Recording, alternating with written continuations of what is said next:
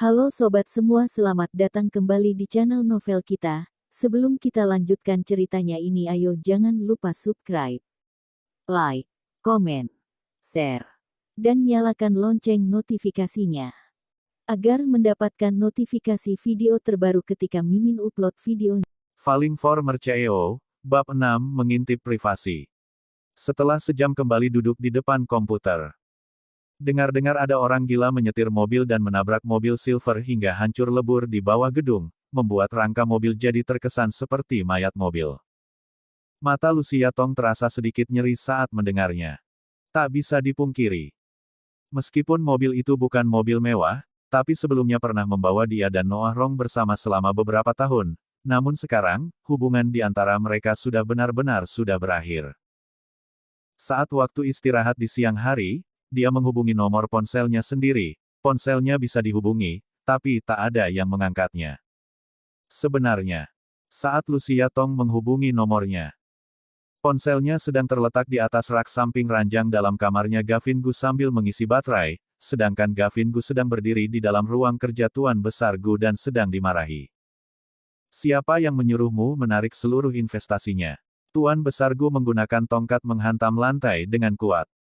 Menatap Gavin Gu yang ada di depannya dengan penuh amarah, keluarga Gu dan keluarga Pei sudah saling berteman dekat semenjak kakekmu masih hidup. Gavin Gu bersikap tidak begitu peduli. Saat menyuruhku kembali untuk mengambil alih mengelola perusahaan, kamu sendirilah yang bilang mulai sekarang akulah yang memegang kendali penuh atas perusahaan. Kamu, Tuan Besar Gu tertegun, kemudian amarahnya sedikit mereda, lupakan saja hal ini, tapi pernikahan tetap harus dilakukan. Gavin Gu tertawa sinis. Kakek, meskipun dia memang cantik, tapi aku tidak bersedia menikahi orang yang berselingkuh. Sebenarnya Tuan Besar Gu adalah ayahnya Gavin Gu. Tapi karena Gavin Gu lahir saat usia sudah tinggi. Dengan usianya ini, dia memang bisa menjadi kakeknya Gavin Gu. Saat sedang nakal di rumah, dia bakalan ikut-ikutan memanggilnya kakek seperti keponakan perempuannya. Tuan Besar Gu sama sekali tidak merasa marah. Dia sangat tahu jelas akan hal ini. Di masa sekarang, anak muda mana yang tidak pernah berpacaran dengan beberapa orang sebelum menikah? Beranikah kamu bilang kamu tidak pernah berpacaran? Gavin Gu tertawa sinis. Aku mana pernah memperlihatkan adegan ranjang ke publik. Sang pria menguap, aku masih kantuk, aku balik ke kamar untuk tidur dulu. Setelah mengatakannya, dia membalikkan badan keluar dari ruang kerja. Gavin, Tuan Besar Gu merasa sangat kesal hingga berdiri secara mendadak. Sekretarisnya, Robert Xia, segera mendekat membahunya dan berkata, Tuan Besar, hal ini pun bukanlah ulahnya CEO Gu, sebenarnya ini sungguh. Huff, kamu jangan membelanya, memangnya aku tidak tahu hal ini adalah adegan yang dimainkan olehnya sendiri. Jenggot Tuan Besar Gu bergerak, memangnya dia jarang melakukan hal seperti ini. Dulu saat aku membantu kedua abangnya mencarikan pasangan, dia bahkan sampai mengajari kedua abangnya itu berbuat seperti ini. Coba kamu katakan, berapa umurnya pada saat itu? Dari kecil selalu mempelajari hal buruk. Robert Xia sedikit membuka mulutnya. Kelihatannya, tuan besarnya ini memang sangat memahami putranya yang ini, tapi kali ini, sebelum Gavin Gu sempat bertindak, seseorang malah telah mendahuluinya. Robert Xia berkata dengan sedikit canggung. Kali ini sungguh benar-benar bukan ulahnya CEO Gu, video Nona Pei ini memang asli.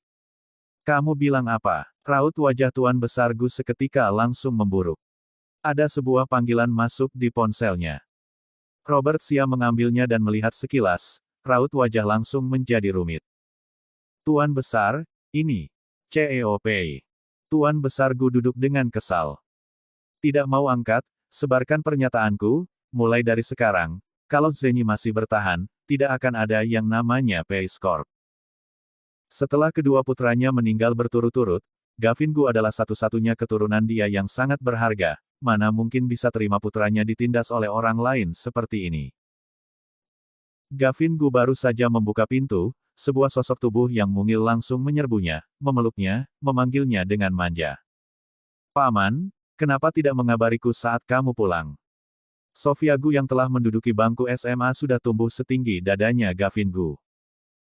Gavin Gu ingat pada tahun saat dia pergi ke luar negeri, Gadis ini masih kecil, dan mungil, sekarang malah sudah lebih tinggi dan menawan. Sofia Gu meraba dari atas sampai bawah, berkata, "Paman, otot dadamu ini bagus juga. Wah, otot perut ini." Gavin Gu menangkap tangannya, berkata sambil mengerutkan kening. "Kamu begitu cabul, kakek tahu kamu bersifat seperti ini tidak?" Sofia Gu tertawa jahil. "Kalau sampai tahu, aku akan bilang ini berkat pengajaran darimu." Gavin Gu mendorong Sofia Gu yang bergelantungan di tubuhnya, berjalan masuk ke dalam ruangan sambil bertanya. "Apa yang kamu lakukan di kamarku? Ini kan karena merindukanmu, makanya diam-diam pulang mumpung sedang siang hari." Sofia Gu merebah di ranjang sambil menopang dagunya dengan tangan, "Tapi ini siapa? Dia terus meneleponmu tanpa henti. Pacarmu." Gavin Gu pergi melihat ke arah sana, lalu terlihat ada pemberitahuan 28 panggilan tak terjawab di ponselnya Lucia Tong. Tepat saat Lucia Tong mulai menyerah, Gavin Gu balik meneleponnya. Sang wanita segera bertanya, "Kamulah yang memungut ponselku?" Gavin Gu menanggapinya. Lucia Tong segera berkata, "Terima kasih, permisi, kapan kamu ada waktu luang? Kamu di mana? Aku bisa pergi menemuimu mengambilnya." Meskipun mengganti ponsel baru bukan masalah besar. Tapi pergantian smartphone pada masa sekarang terbilang cukup rumit, kalau bisa diambil kembali ya ambil saja. Tapi tidak disangka orang itu malah berkata, "Bagaimana caramu membuktikan ini adalah ponselmu?" Lucia Tong terbungkam. Gavin Gu kembali berkata, "Layar ponsel telah diberi kode sandi, kalau bisa mengatakan kode sandinya, aku akan mempercayaimu." 0708. Lucia Tong langsung mengatakannya tanpa berpikir panjang lebar. Orang itu berkata, "Baik," lalu langsung menutup panggilan. "Halo. Halo." Lucia Tong melongo. Saat hendak balik menelepon. Orang perusahaan bilang tiba-tiba harus mengadakan rapat, pasalnya, game yang akan diluncurkan minggu depan memiliki bug di bagian tertentu, semua orang dipanggil untuk mengadakan rapat. Kacak, terdengar suatu suara. Kunci layar ponsel Lucia Tong terbuka, sudut bibir Gavin Gu terangkat ke atas. Sofia Gu berkata sambil menyusutkan leher. "Memangnya tidak apa-apa kamu mengintip privasi orang lain seperti ini?"